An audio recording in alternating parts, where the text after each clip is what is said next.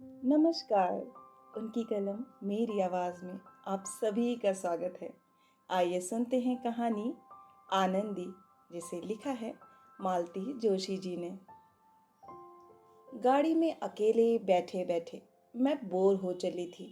धूप में चिलचिलाती हुई सड़क को पार करके मेरी आंखें बार बार उस इमारत से टकरा जाती थीं, जिसमें वह छोटी सी डिस्पेंसरी थी जहां सुंदर सिंह सुबकते हुई पूनम को लेकर गया था।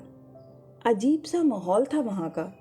ऊपर की दोनों मंजिलों में छोटे छोटे कबूतर खाने नुमा फ्लैट्स बने हुए थे। नीचे ढेर सारी दुकानें थीं। Mohan dairy, Shiv Shankar Paan Bhandar, Kripal tea house, Eveready laundry, new style hair dressers और भी ना जाने क्या क्या। उन सब के चमकते साइन बोर्ड की भीड़ भाड़ में डॉक्टर आहूजा की वह छोटी सी सफ़ेद नेम प्लेट खो सी गई थी। सुंदर सिंह का ध्यान ना जाता तो शायद हम लोग यहाँ रुकते भी नहीं। पता नहीं कैसी क्या डिस्पेंसरी है, सांस चली जाती तो ठीक था। यहाँ बाहर बैठे बैठे मेरी खीज धूप के साथ क्रमशः बढ़ रही थी। सबसे ज़्यादा गुस्सा तो इस शैतान छोकरी पर आ रहा था। अपने खेल खिलौने छोड़कर वहाँ कबाड़ खाने में आने की क्या ज़रूरत थी। पता नहीं उसे सामान अनपैक होते हुए देखने में क्या मज़ा आता है। बैठे बिठाए हो गई ना मुसीबत। कितनी बड़ी लोहे की पत्ती थी, सीधी धंसती ही चली गई पैर में। बच्चों की स्किन तो होती ही है नाजुक। उफ, कितना खून निकला था। मुझे तो चक्कर सा आने लगा था देखकर। वह तो पता नहीं सुंदर सिंह ने ही क्या क्या लगाया, तब जाकर खून बंद हुआ था। इतना गुस्सा आता है इन पर। इस अजनबी शहर में लाकर पटक दिया और चल दिए टूर पर। बस कह दिया, अरे भाई अभी तो सुंदर सिंह हैं 4-5 दिन तक। उसे भी तो मैं ही जिद करके लाई हूँ। यहाँ वालों के भरोसे रहती तो घर सेट करने में 6 महीने लग जाते। पता नहीं कैसे लोग हैं, जरा भी मुरव्वत नहीं, मुलाहिजा नहीं, अदब कायदा तो जानते भी नहीं। सच, छोटी जगहों में इन बातों का बड़ा आराम रहता है। और पड़ोसी भी किस कदर रूखे हैं। इतना रोना पिटना हो गया, पर कोई झांका भी नहीं। वहाँ होते तो अभी सारी कॉलोनी जुड़ जाती। अस्पताल तक मुझे आना भी ना पड़ता, और जाती भी तो क्या इस तरह टुकुर टुकुर सड़क तकती बैठी रहती। खुद डॉक्टर साहब आकर भीतर लिवा जाते। हुजूर, डॉक्टर साहब अंदर बुला रहे हैं। मैंने चौंक कर सिर उठाया। सुंदर सिंह सचमुच खड़ा हुआ था। खिड़की के पास उसने दोबारा अपना संदेश दोहराया तो मैंने पूछा, मुझे क्यों बुला रहे हैं? फीस के पैसे तो दिए थे ना मैंने तुझे। और बेबी कहाँ है? बेबी अभी अंदर ही है। डॉक्टर साहब कुछ पूछ रहे थे, मैं समझ नहीं पाया। हुजूर खुद चली जाएं तो अच्छा हो। भुनभुनाते हुए गाड़ी से उतरकर मैंने सड़क पार की। सीढ़ियाँ चढ़ते ही दवाइयों की मिली जुली तेज गंध से मेरा माथा घूम गया।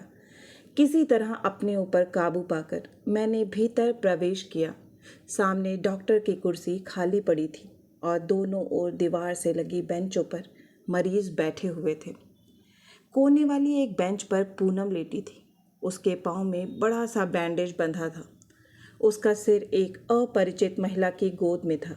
वह थकी सी आवाज़ में रह रहकर मम्मी की रट लगाए हुए थी। मेरी सारी खीज, सारा गुस्सा पता नहीं कहाँ चला गया। मैंने लपक कर उसे गोद में उठा लिया और वहीं बैठकर उसे दुलारने लगी। मुझे देखकर उसकी रुलाई फूट पड़ी और मैं उसे पुचकारने लगी। वह महिला मुझे लगातार घूरे जा रही थी। मेरी दृष्टि पड़ते ही बोली, आप इसकी मम्मी हैं? फिर आप बाहर क्यों बैठ रह गई थीं? उसकी धृष्टता पर मुझे बहुत गुस्सा आया। अपनी नाराज़गी को भरसक चेहरे पर उतारते हुए मैं चुप बनी रही। उसने फिर कहा, आपको साथ आना चाहिए था। बहुत रोई थी बेचारी। माँ साथ रहे तो बच्चों को धीरज बंधता है। नौकर तो नौकर ही होते हैं। मैंने फिर भी कोई जवाब नहीं दिया और उठकर डॉक्टर साहब के मेज के पास खड़ी हो गई। कमबख्त सुंदर सिंह भी बाहर बैठा रह गया था। साथ रहता तो कम से कम इस देवी जी को बतलाता तो कि वह किससे बात कर रही हैं। और कैसे बात करनी चाहिए। अभी कुछ देर पहले पूनम को उनकी गोद में देखकर धन्यवाद देने की बात मन में उठी थी, पर अब तो कोई सवाल ही नहीं था। एक हिकारत भरी नज़र उस ओर फेर कर मैंने आवाज़ को यथाशक्ति दबंग बनाते हुए डॉक्टर साहब से पूछा, आपने बुलाया था? डॉक्टर साहब अभी अभी भीतर से आए थे। तौलिए से हाथ पोंछते हुए बोले, बेबी को एटीएस लगाना बहुत ज़रूरी है।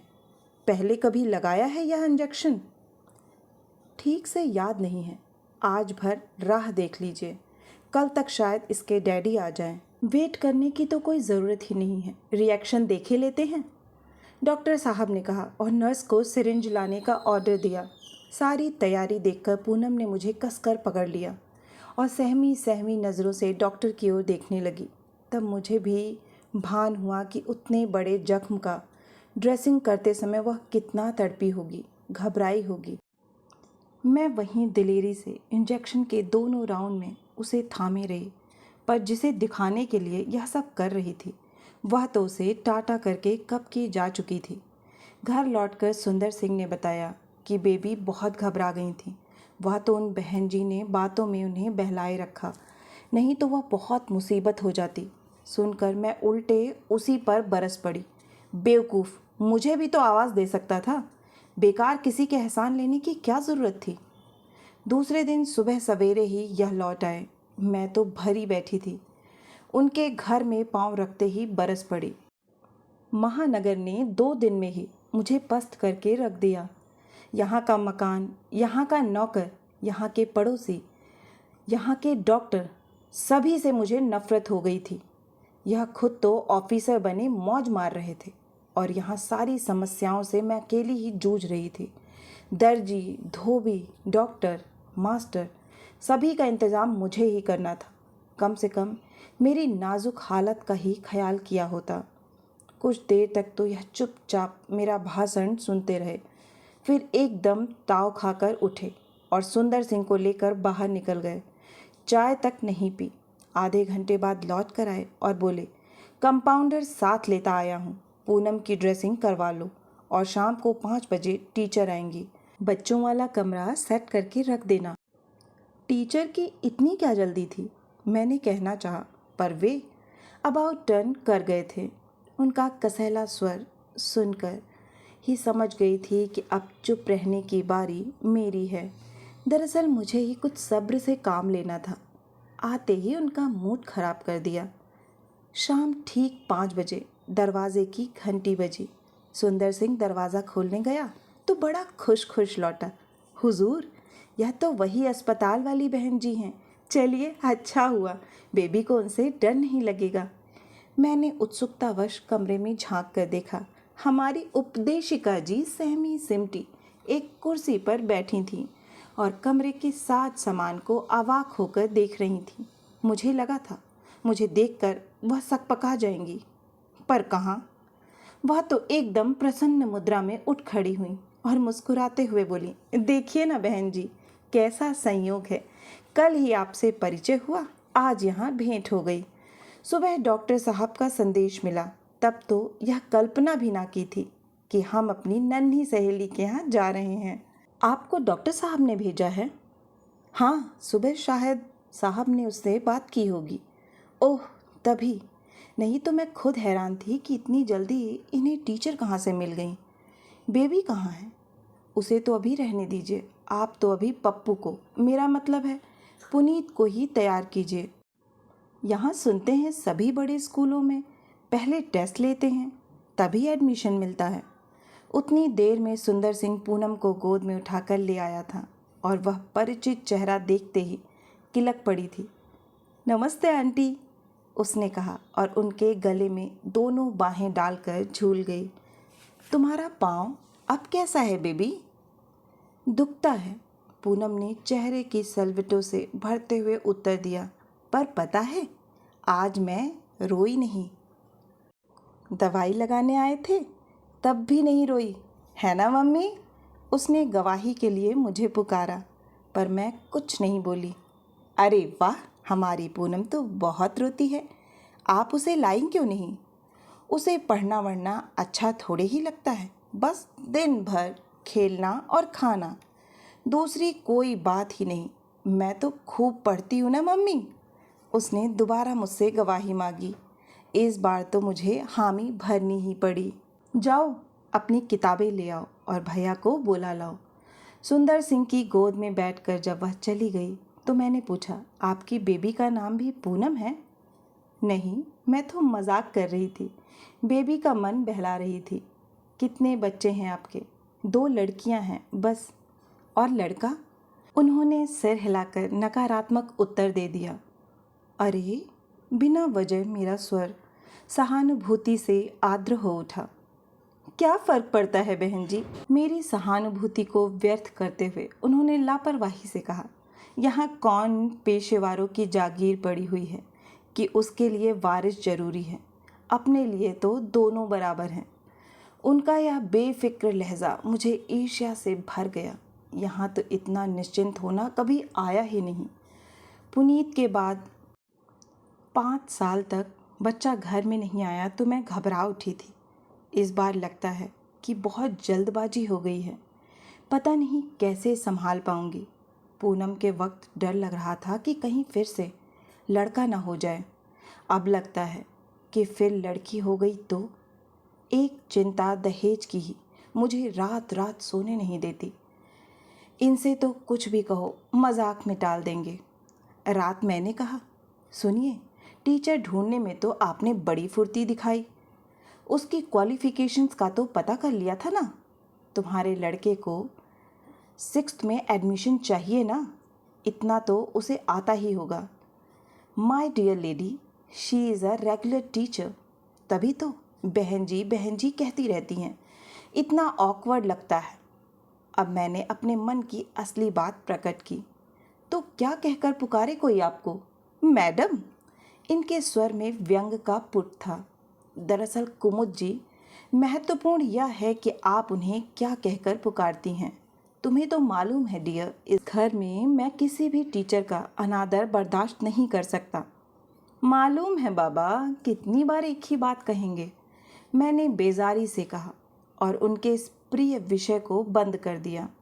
नहीं तो अभी रामायण खोलकर बैठ जाएंगे कि हमारे पिताजी हेडमास्टर हैं, हमारी बुआ टीचर थीं, चाचा टीचर थे, हमारे नाना संस्कृत के पंडित थे और मामा फारसी के विद्वान थे। पता नहीं मास्टरों के परिवार में ये अनोखे लाल कहाँ से पैदा हो गए। और इतना अभिमान है इन्हें अपने खानदान का कि हर किसी के सामने बचपन की गाथा लेकर बैठ जाएंगे। कभी कभी तो मेरी पोजीशन इतनी विचित्र हो जाती थी। बच्चों की टीचर को पुकारने की सचमुच एक समस्या थी। बहन जी, मेरी जबान पर चढ़ता नहीं था और मुसीबत यह थी कि उनका नाम तक हमें मालूम न था। डॉक्टर साहब ने शायद इन्हें बताया भी हो, पर वह उस दिन इतने तैश में थे कि बाहर आते ही सब कुछ भूल गए। 2-4 दिन बाद मौका लगने पर मैंने ही पूछ लिया, आपको क्या कहकर बुलाया जाए। मेरा प्रश्न समझने में उन्हें कुछ समय लगा। फिर धीरे से बोली, कहने को तो लोग मुझे मिसेस आचार्य भी कहते हैं। वैसे नाम मेरा आनंदी है। आपको जो भी अच्छा लगे कह लें। आनंदी नाम तो बहुत अच्छा है। मेरी एक मौसी हैं, उनका भी यही नाम है। जी हाँ, नाम तो अच्छा है। माँ बाप ने बहुत सोच समझ कर रखा है। जीवन में ना सही, नाम में तो आनंद है ही, उन्होंने कहा और हंस दी। इतनी बड़ी बात के साथ यह हंसी बड़ी बेतुकी लगी। मैंने कहा, चलिए, आप नाम तो सार्थक कर रही हैं, हमेशा खुश रहती हैं। खुश रहे बिना चारा ही क्या है। अपने सारे दुख ओढ़ कर आपके घर जाऊं तो आप मुझे गेट से ही विदा कर दें। इसलिए अपने राम तो मस्त रहते हैं, उन्होंने कहा और उसी शाही अंदाज से अपना बैग कंधे पर टांग कर नमस्ते की और चल दी। पता नहीं लोग इतने मस्त कैसे रह लेते हैं। यह औरत अपनी खड़खड़िया साइकिल बरामदे से टिकाकर जब भी घर में दाखिल होती है तो एक मुस्कान के साथ उसके चेहरे की रंगत बतलाती है कि वह दिन भर धूप में यहाँ वहाँ घूमती रही है, पर थकान का ज़रा सा चिन्ह भी उसके व्यवहार में नहीं होता। वही ताज़ा दम खिलखिलाहट, वही बच्चों का सा उत्साह। यूँ घर घर ट्यूशन करने के पीछे भी कोई मजबूरी रही होगी। लेकिन इस बात को भी यह अपने फिक्र नॉट अंदाज में ही बयां करती, कहती, ये सप्लीमेंट्री वाले विद्यार्थी मुझे बहुत अच्छे लगते हैं। अगर सबके सब पास होने लगे तो मेरा क्या काम हो। स्कूल से अपने राम को हर साल अप्रैल में छुट्टी मिल जाती है। आपके हस्बैंड क्या करते हैं? एक बार मैंने उत्सुकतावश पूछ ही लिया था। क्या करेंगे, बस राज करते हैं। उसी लहजे में उत्तर मिला था। समझ गई थी कि बहुत छोटी सी पोस्ट पर होंगे, तभी ना बेचारी इतनी परेशानी उठा रही हैं। और पता नहीं इतनी परेशानी के बावजूद बेचारी कैसे इतनी खुश रह लेती हैं। चेहरे पर कभी कोई शिकन नहीं, परिस्थिति के लिए मन में कोई कड़वाहट नहीं।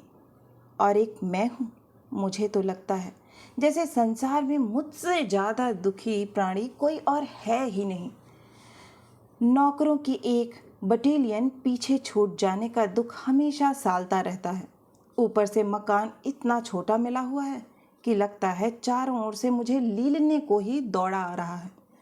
शिकायत करो तो यह कह देते हैं कुछ सामान कम कर दो। सुनते ही मुझे तो रोना आ जाता है।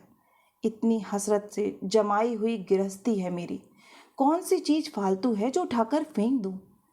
नई परिस्थितियों से समझौता करते करते इतनी पस्त हो गई मैं कि एक दिन बुखार ही हो आया। यह तो हस्सो मामूल दौरे पर ही थे। किसी तरह चपरासी से कच्ची पक्की रोटियां सिकवा कर बच्चों को खाना दिया और पढ़ रही। इतना गुस्सा आ रहा था इन पर, एक तो ऐसी सड़ी सी जगह में लाकर पटक दिया, ऊपर से यह भी नहीं कि ढंग का कोई नौकर ही ढूंढ कर दिया होता। मिसेस आचार्य उस दिन ठीक बेडरूम के दरवाजे पर ही आकर खड़ी हो गईं। बेबी ने बताया कि आपकी तबीयत ठीक नहीं है। और कोई दिन होता तो मुझे इनकी यह हरकत शायद अच्छी न लगती, पर उस दिन मैं तरस गई थी कि कोई आकर मेरा हाल पूछे। आइए ना, मैंने उठकर उनके लिए जगह बनाते हुए कहा, पर वह पलंग पर नहीं बैठी। ड्रेसिंग टेबल वाला स्टूल खींचकर उस पर बैठती हुई धीरे से बोली, साहब शायद यहाँ नहीं है। बस मुझे तो बहाना मिल गया। पता नहीं कितनी देर तक मैं बड़बड़ाती रही। उस समय यह भी भान नहीं रहा कि इतनी सारी बातें हर किसी के सामने करनी भी चाहिए या नहीं। अपना ज्वार खत्म होते होते मैंने अनुभव किया कि इस बीच उनकी आंखें बराबर मुस्कुराती रही हैं। शायद मेरी सारी बकवास को उन्होंने पूनम और पुनीत की नोक-झोंक से ज़्यादा महत्व नहीं दिया था। इसका एहसास होते ही एकदम मुंह फुलाकर चुप हो गई मैं। मेरे चुप होते ही वह अपने हमेशा वाले अंदाज में बोली, आप बीमार हैं ना, इसलिए इतनी परेशान हो रही हैं। नहीं तो सच बात तो यह है कि मर्द बाहर रहते ही अच्छे लगते हैं। घर लौटने में देर सबेर हो जाए तो गुस्सा तो ज़रूर आता है, लेकिन ये लोग घर में रहें ना तो परेशान कर डालते हैं। ठीक कह रही हूँ ना? और उस प्रश्न पर मुझे एकदम हंसी आ गई। अपनी पहली वाली कोफ्त भूलकर मैं इनकी तानाशाही के किस्से लेकर बैठ गई। बाप रे, घर में रहते हैं तो सबकी अच्छी परेड हो जाती है। ये किताबें कैसी फैली है, ये वॉश बेसिन कितना गंदा हो रहा है, ये जाले कब से नहीं निकाले गए, यह निटिंग घर भर में क्यों घूम रही है। तब तो सचमुच ऐसा लगता है कि ये महीने में 10 दिन बाहर रहते हैं तो 20 दिन रहा करें। शाम होते होते मेरा गुस्सा उतर गया था और बुखार भी। कुछ लोग होते ही ऐसे हैं कि उनके साथ आदमी अपनी सारी परेशानियां कुछ समय को भुला जाता है। यह बात चाहे मैं सबके सामने स्वीकार न करूं, लेकिन यह सच है कि मिसेस आचार्य से बात करने के बाद बड़ी से बड़ी समस्या भी छोटी सी नज़र आने लगती है। उनकी खुश मिजाजी की जैसे मुझे छूत लग जाती थी। उनका असर बहुत देर तक नहीं रहता था, सो बात अलग है। जिस दिन पुनीत की टीसी और प्रोग्रेस कार्ड डाक से मिले थे, उस दिन मैं इसी तरह मायूस बनी गुमसुम बैठी हुई थी। यही इंतज़ार था कि कब 5 बजें और ये घर आएं। आज लड़ाई होना निश्चित था। इतना मना किया था मैंने कि ट्रांसफ़र रुकवा नहीं सकते तो छुट्टी तो ले सकते हैं। आप चले जाएंगे तो डिस्टर्ब हो जाएगा बेचारा। पर वो तो अपने मन की करके रहेंगे, सरकार के वफादार नौकर जो ठहरे। घर में बैठना असह्य हो गया था तो मैं बाहर आकर लॉन में टहलने लगी। ठीक 5 बजे मिसेस आचार्य की खड़खड़िया साइकिल गेट के अंदर दाखिल हुई। अरे, तबीयत तो ठीक है ना आपकी? चेहरा कैसा उतरा उतरा लग रहा है आज। उनकी तेज़ निगाहों ने आते ही मेरा परीक्षण कर डाला। मैं बताऊं आंटी, भैया का रिजल्ट आया है आज। हमारी चुनमुनिया को बीच में बोले बिना चैन कहाँ। भैया का रिजल्ट आया है, पास तो हो गए हैं ना? उन्होंने सशंकित स्वर में पूछा। पास तो हो गया है, 81% मार्क्स हैं, मैंने भारी सी आवाज़ में कहा। अरे वाह, तब तो मिठाई खिलाइए। आपकी शक्ल देखकर तो मैं डर गई थी। इतना अच्छा तो रिजल्ट है। क्या खाक अच्छा है, क्लास में 3rd आया है। मेरी आवाज़ ऐसी थी कि बस रो ही पड़ूंगी।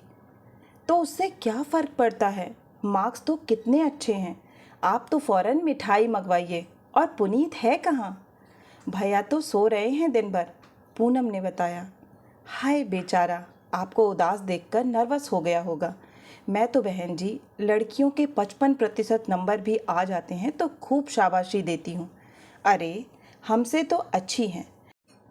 यहाँ तो हमेशा जनता क्लास ही आती रही है, बस फेल कभी नहीं हुए। खींच खांच कर गाड़ी बीए तक पहुँचा ही दी। वही अब काम आ रहा है। और आधा घंटे बाद चाय छानते हुए मैं इनसे कह रही थी, पुनीत का रिज़ल्ट आया है आज, 81% मार्क्स हैं। और रैंक रैंक तो खैर 3rd आया है, पर उससे क्या फ़र्क पड़ता है। मार्क्स तो देखिए ना, कितने शानदार हैं। अपने तो 55% से आगे कभी बढ़े ही नहीं। बाद में स्वयं मुझे ही आश्चर्य हुआ, कितने सहज भाव से कह गई थी। आत्मकेंद्रित होने की भी सीमा होती है, और मैंने शायद उस सीमा को पार कर लिया था, क्योंकि लगातार 1 हफ्ते तक जब मिसेस आचार्य नहीं आई, तब भी सिर्फ यही चिंता बनी रही कि बच्चों के टर्मिनल सिर पर हैं, कहीं फेल ना हो जाएं। यह कभी सोचा ही नहीं कि उनकी अपनी भी समस्या हो सकती है कोई। नहीं तो इतनी रेगुलर रहने वाली वह इतने दिन तक घर ना बैठती। साहब बहादुर भी एक दिन बोले, दिन भर भुनभुनाती रहती हो। किसी दिन हरी राम को घर भेजकर पता ही करवा लेती। घर का पता यहाँ किसके पास है? मैंने मुंह फुलाकर कहा, मेरे पास है। आज गाड़ी नहीं ले जाऊंगा, तुम शाम को खुद ही उनके यहाँ चली जाना। मैं खुद? अरे वाह, सच कह रहा हूँ कुमुद। दरअसल वह बड़ी विचित्र परिस्थिति में फंस गई हैं। उनकी बड़ी बेटी किसी के साथ भाग गई है। शायद हम उनकी कुछ मदद कर सकें, कम से कम पूछ तो ले ही। आपको कैसे पता चला? कल दफ्तर में बात हो रही थी। वैसे 4-5 रोज पहले पेपर में भी पढ़ा था, पर तब यह पता नहीं था कि यह वीणा आचार्य उन्हीं की लड़की है। मैं चुप ही रही, क्योंकि मैं पेपर सिर्फ सिनेमा के विज्ञापनों के लिए ही देखती हूँ। हाँ, पहले से पता होता तो इस खबर को ज़रूर पढ़ती। वहाँ जाने की मेरी ज़रा भी इच्छा नहीं थी, पर इनके आगे मेरी एक ना चली। पूरे रास्ते मेरा मन धक धक करता रहा है कि वहाँ जाकर आखिर कहूँगी क्या। ऐसा लग रहा था जैसे किसी के यहाँ मातम पुरसी पर जा रही हूँ। यह प्रसंग तो उससे भी कठिन था। कहीं वह यह ना समझ लें कि मैं तमाशा देखने आ गई हूँ।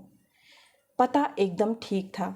घर ढूंढने में ज़्यादा दिक्कत नहीं हुई, लेकिन गाड़ी के रुकते ही आसपास के खिड़कियों में इतनी सारी आंखें टंग गई थीं कि मैं नर्वस हो उठी। बंद दरवाजे पर धीरे से दस्तक देते हुए मैंने मोहन से कहा, तुम गाड़ी उधर कहीं चौड़े में पार्क कर लेना, यहाँ तो सारा रास्ता ही घिर गया है। अरे, आप हैं? दरवाज़ा खोलते ही मिसेस आचार्य ने पूछा, और वह मुझे हाथ पकड़कर भीतर ले गईं। शायद बहुत देर बाहर खड़े रहना उन्हें भी अच्छा नहीं लग रहा था। भीतर जाते ही उन्होंने दरवाज़ा बंद कर लिया और एक अंधेरा सा कमरे में भर गया। किसी तरह मिसेस आचार्य के पीछे पीछे चलती हुई मैं दूसरे कमरे में पहुंची, जो शायद रसोई घर था। दीवार से टेक लगाए पटरे पर बैठी एक 10-12 साल की लड़की चंदा मामा पढ़ रही थी। मीनू उठ तो, उन्होंने कहा और पटरा मेरे आगे बिछाते हुए कहा, बैठिए ना। मीनू, बाहर के कमरे से एक खरखराती आवाज़ आई। क्या है? बेजारी से मीनू ने कहा। कौन आया है? मम्मी की सहेली हैं। मोटर में कौन आया है? कहा तो, मम्मा की सहेली हैं, मीनू ने कहा और धीरे से बीच वाला दरवाज़ा उड़का लिया। आवाज़ अब भी आ रही थी पर अर्थबोध नहीं हो रहा था। मीनू, चाय बना झटपट, मिसेस आचार्य ने कहा। दरवाज़ा बंद होते ही उनके चेहरे का तनाव कम हो गया था। चाय वाय रहने दीजिए, दरअसल मैं देखने आई थी, कहीं आप बीमार तो नहीं। मैं सफाई से झूठ बोल गई, पर इतना कहते कहते भी मुझे पसीना छूट गया। उन्होंने कुछ जवाब नहीं दिया। वे कप प्लेटें निकालती रहीं, मीनू को अच्छी चाय बनाने के निर्देश देती रहीं, उसे स्टोव जलाने में मदद करती रहीं। हाथ धोकर जब वह मेरे पास आकर बैठी तो उन्होंने कोई दूसरा ही विषय छेड़ दिया था। मुझे उस वार्तालाप में जरा भी मज़ा नहीं आ रहा था, उल्टे कोफ्त हो रही थी। इन पर तो इतना गुस्सा आ रहा था, बस भेज दिया संवेदना प्रकट करने के लिए।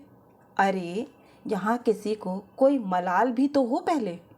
मैंने यह अपेक्षा भी नहीं की थी कि वह मेरे गले में बाहें डालकर रो पड़ेंगी, पर इतनी बड़ी बात हो जाने पर आदमी कम से कम उदास तो होता है। यहाँ तो बस, मम्मा, पापा को दे आऊं? हमारे सामने 2 कप रखते हुए मीनू ने हौले से पूछा। दे दो, उनकी आवाज़ में हिकारत स्पष्ट थी। पापा, उठिए, चाय ले लीजिए। दूसरे कमरे से मीनू की आवाज़ आई। उत्तर में नहीं सुन सकी क्योंकि मिसेस आचार्य ने उठकर धीरे से बीच वाला दरवाज़ा फिर लुढ़का दिया था। बीमार हैं? मैंने धीरे से पूछा। हाँ। कब से? बरसों से। इस अप्रत्याशित जवाब पर मैं चौंक कर रह गई। कमरे में घुसते ही जो एक भपका सा मेरी नाक में घुसा था, उसका रहस्य अब खुला। अब उस घुटन भरे वातावरण में बैठना मेरे लिए असह्य हो गया। किसी तरह चाय पान समाप्त करके मैं उठ खड़ी हुई। चलूँगी मैं अब। घर पर बच्चे घबरा रहे होंगे। हरीराम भी पता नहीं अब तक आया भी कि नहीं। उन्होंने कुछ देर और बैठने का अनुरोध नहीं किया। सुपारी कतरती हुई बोली, चलिए आपको गाड़ी तक छोड़ आऊँ। कौन है? बाहर वाले कमरे में पैर रखते ही प्रश्न हुआ। मैं हूँ, बहन जी को सड़क तक छोड़ने जा रही हूँ, उन्होंने जवाब दिया और मुझे लेकर सड़क पर आ गई। मीनू हम लोगों के पीछे दरवाजे तक आई थी। मम्मा, जल्दी आना, उसने कातर स्वर में कहा। मीनू उसी कर्कश स्वर में अंदर से बुलाहट हुई। मेरी स्नफ की डिबिया कहाँ है? मिसेस आचार्य। कुछ देर चलने के बाद मैंने कहा, आपके मिस्टर की आई साइट क्या बहुत ख़राब है? बहुत ज़्यादा? क्या शुरू से ही है या? शुरू से तो नहीं थी। भाग्य की यह मेहरबानी तो इन लड़कियों के जन्म के बाद हुई है। कोई एक्सीडेंट हुआ था? हाँ, एक्सीडेंट ही समझिए। आनंद केमिकल्स में अच्छी नौकरी थी। एक दिन लेबोरेटरी में पता नहीं कैसा विस्फोट हो गया। 4-5 लोग घायल हो गए। इनकी तो आंखें ही जाती रहीं। कंपनी ने मुआवजा तो दिया होगा। दिया था ना, उसी के सहारे तो ट्रेनिंग की।